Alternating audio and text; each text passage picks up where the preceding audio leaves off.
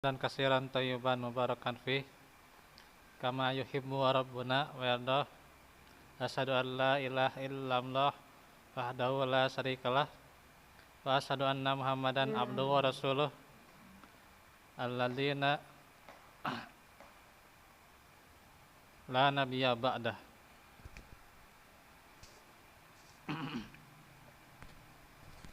Alhamdulillah, ikhwatu fillah, di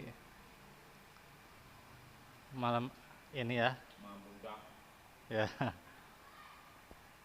kita bisa ketemu dalam majelis ilmu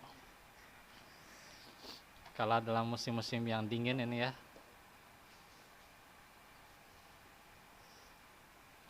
Ini juga agak terserang gitu ya. Tapi moga-moga dari sedianya kita di sini bisa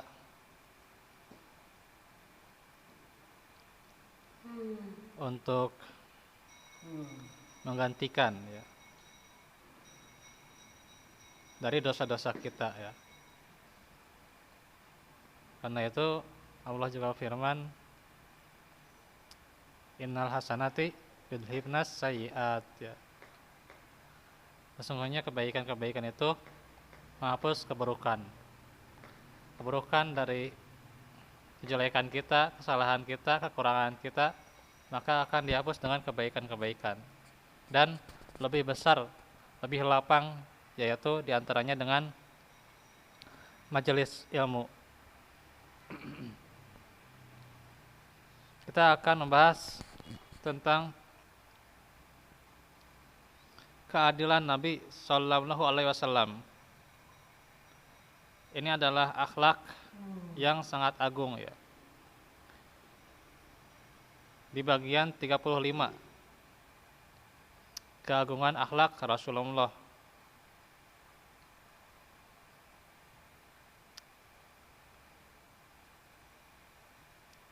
Bahwasanya Allah memerintahkan supaya berbuat adil ya, wal ihsan, dan berbuat baik, wa ita idil qurba, dan memberi ya kepada yang terdekat, wa yanha anil fahsya'i wal munkar, dan mencegah dari fahsya, perbuatan keji, dan munkar. Jadi itulah bagaimana perintah dari Allah Subhanahu wa taala. Innallaha ya'muru bil adli. Di sini keadilan yang pertama ya. Karena inilah yang utama bagi seorang muslim, sifat adil. Sifat adil itu bisa ia wujudkan pertama kepada Rabb-nya, kemudian kepada sesamanya.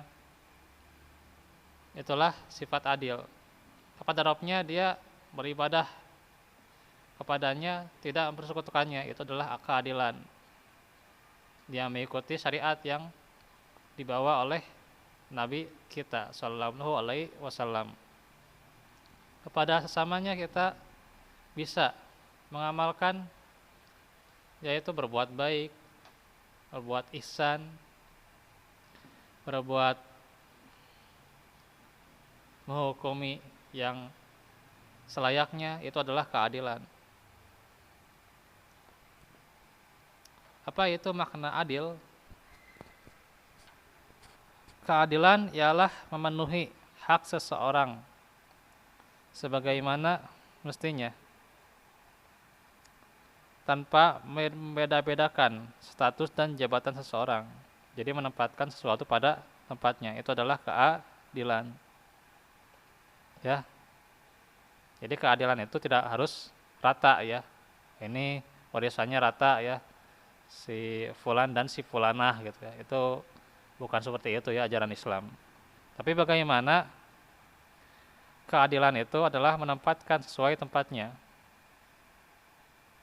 sesuai selayaknya yang diperintahkan syariat Itu dituntunkan oleh syariat. Itulah keadilan. Mungkin dahulu pernah dengar ya tentang ceramah sebelum tarawih ya.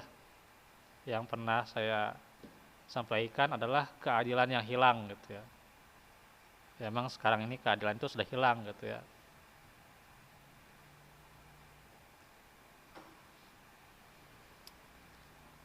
Nanti bisa didengar lagi ya, itu ada di Telegram ya. Tapi saya lupa lagi ya, apa sudah dikasih ke Google Drive atau belum ya. Allah alam ya. Nanti dicek lagi ya. Jadi itulah keadilan ya. Kepada salah seorang atau yang lainnya. Kita harus adil. Misalnya kepada yang salah ya, harus diberi tindakan dan hukuman sesuai dengan kesalahannya tanpa berlebih-lebihan. Kesalahannya itu kasih hukuman sesuai kadarnya ya. Tindakan sesuai kadarnya.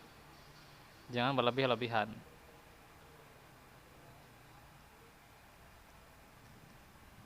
Keadilan yang dipraktikkan oleh Nabi adalah berasal dari pendidikan Rob kepadanya dan bersumberkan ajaran-ajaran akhlak Al-Quran. Di samping fitrah beliau yang suci dan bersih itu memang sudah dipersiapkan oleh kodrat ilahi ya. Jadi ada kodo dan kodar ya gitu. Ada takdir ya. Ada takdir yang bisa diubah, ada yang tidak ya. Maksudnya dirubah bukan oleh kita ya. Yang dirubah itu maksudnya dalam catatan malaikat ya. Bukan yang di Lauh Al-Mahfud ya, bukan. Kalau di catatan malaikat bisa saja itu berubah ya. Tapi kalau di Lauh Al-Mahfud itu mutlak tidak bisa dirubah. Nah, sejak kecil dan masa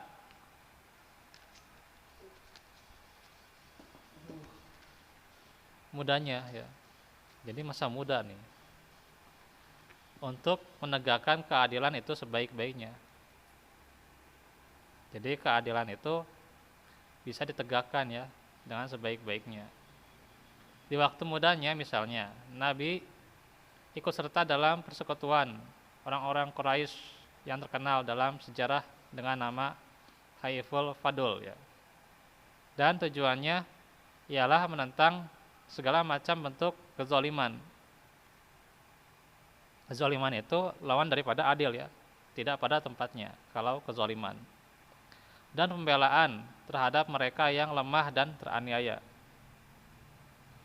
Tentang persekutuan itu terjadi sebelum masa kenabiannya. Jadi ada persekutuan ini ya. Maka beliau bersabda, aku ikut dalam persekutuan yang berlangsung di rumah Abdullah bin Jad'an. Bagiku lebih menyenangkan dan lebih disukai daripada kalau sekiranya aku memperoleh unta merah. Jadi Nabi juga saat itu merelakan unta merahnya. Ini diibaratkan ya. Kalau saja persekutuan itu lebih baik diibaratkan, berarti lebih baik daripada unta merah ya. Gitu. Apalagi kalau misalnya secara nyata merelakannya gitu. Yang paling berharga waktu itu kan unta merah ya. Kalau sekarang mah apa? Emas perak gitu ya. Kalau kendaraan mungkin mobil gitu ya. Tapi ini unta merah yang paling berharga saat itu. Dan coba ya. Bisa nggak kita nih beramal seperti ini ya? Berat ya. Andai kata setelah datangnya Islam itu ya, aku diajak lagi untuk itu, niscaya aku akan sambut dengan rasa gembira. Keadilan Nabi juga adalah keadilan yang hakiki dan sempurna, bebas dari pengaruh tali kekeluargaan. Tidak ada KKN ya. Apa itu? Korupsi, kolusi dan nepotisme gitu kan kalau di kita ya. Tidak ada pengaruh KKN ya, Nabi itu luar biasa. Atau kedudukan ya, jabatan. Misalnya ketika beberapa orang Ansor berselisih ya, apakah Al-Abbas radhiyallahu anhu paman Nabi yang tertawan oleh kaum muslimin menjadi tawanan itu dibebaskan tanpa membayar uang tebusan atau membayarnya seperti tawanan-tawanan yang lainnya. Maka Nabi memutuskan dan berkata, janganlah membiarkan dia Al-Abbas itu terbebas sampai membayar penuh uang tebusannya, dan jangan dikurangi walaupun sedirham. Walaupun sedirham ya, Masya Allah ya, jangan dikurangi walaupun itu pamannya sendiri ya. Luar biasa ini mah gitu ya. Oh ini keluarga saya, bebaskan aja ya. Padahal ya sudah terbukti bersalah mah ya sudah ya gitu. Al-Abbas itu kan beriman ya, beriman itu jasanya luar biasa buat Nabi itu. Untuk dakwahnya Nabi luar biasa Al-Abbas itu ya. Makanya dia masih hidup ya ketika Nabi Muhammad itu meninggal ya, dia masih hidup gitu ya. Beda dengan Hamzah ya. Hamzah sudah meninggal ya, dipanah oleh Waisi ya. Tapi Al-Abbas masih hidup ya. Dan dia ketika berkecambuk fitnah di antara zaman Abu Bakar, dia cukup kuat gitu ya menanggungnya. Luar biasa ini pamannya Nabi. Ini diterangkan dalam hadis riwayat Bukhari ya. Sebaliknya beliau juga membebaskan suami putrinya Zainab, menantu Nabi ya. Sudah jelas kemiskinannya tanpa membayar uang tebusan. Tapi tidak demikian kepada Al-Abbas pamannya.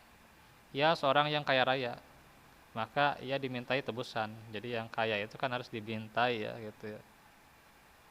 Jangan iya benghar katanya. Tidak seperti itu ya. Dan kalau Nabi memaafkan setiap orang yang salah kepadanya, maka paling kurang suami putrinya itulah termasuk seseorang yang diantara sekian banyak yang dimaafkan olehnya. Satu contoh lagi ya. Dari sekiannya.